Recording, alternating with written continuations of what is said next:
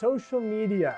So ingrained in our lives. Yeah, it's like, oh man, you guys are doing all this cool stuff and I'm not. And that makes me kind of resent you. I don't know, does that make sense? I think that people, if tend to be uncomfortable in a lot of social situations, and it's just easier to grab your phone and start looking at something because it takes that edge off, and it gives you the dopamine rush, so it's kind of like a drug.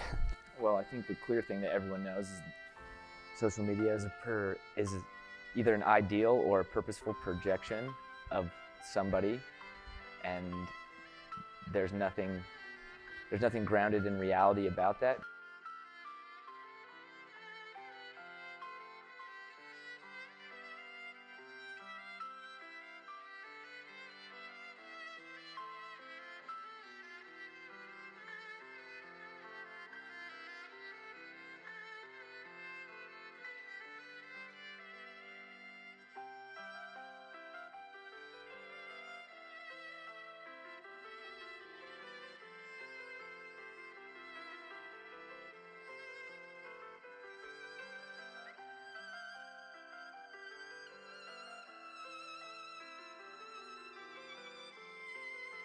"5 hours and 2 minutes."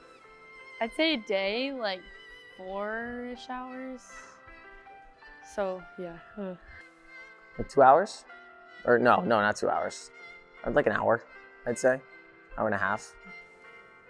A lot less now than I used to, but maybe oh shoot, does Tumblr count? I would say probably about 4 or 5. Maybe 2 hours about.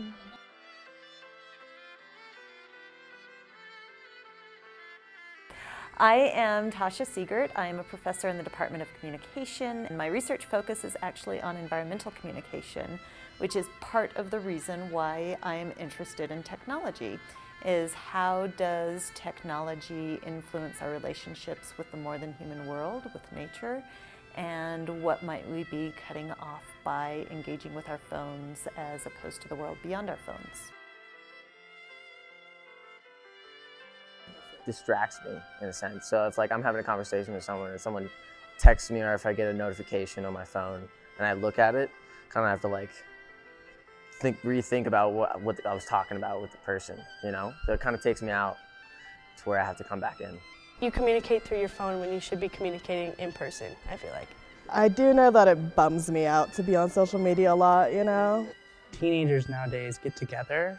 It's we will all be on our phones scrolling through the timeline on Twitter, and then we'll make comments to each other about what we see. And that's what a lot of the conversation revolves around.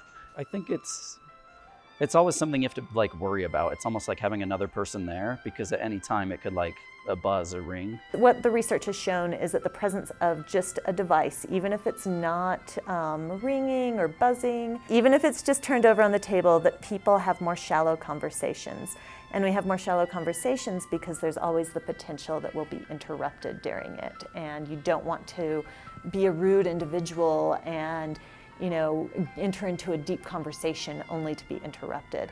And so taking away those devices means that we're entering into the depths as opposed to the shallows.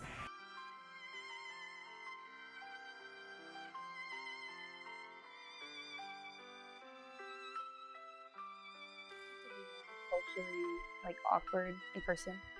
Or it just becomes a habit in a sense. But yeah, I think it's going to affect it. I don't like these extreme statements social media is terrible and everything, or social media is just this amazing. I think there's good and bad aspects to social media. I see my little cousins and they're literally just sequestered off into a corner, not interacting at all. Kids like my cousins or nephews and stuff, and they'll be almost dependent on their phones. It's like an addiction. When I was their age, I was interacting with older people because we had to. But them, I'm just oh, you're, I don't know, little children in the backgrounds doing whatever.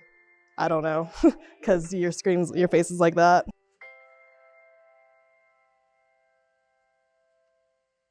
Connection isn't how many likes you get on Instagram or how many people follow you on Twitter. Connection is something that happens organically, between real people having real conversations in real life. It means disconnecting from distractions and reconnecting with the things that really matter.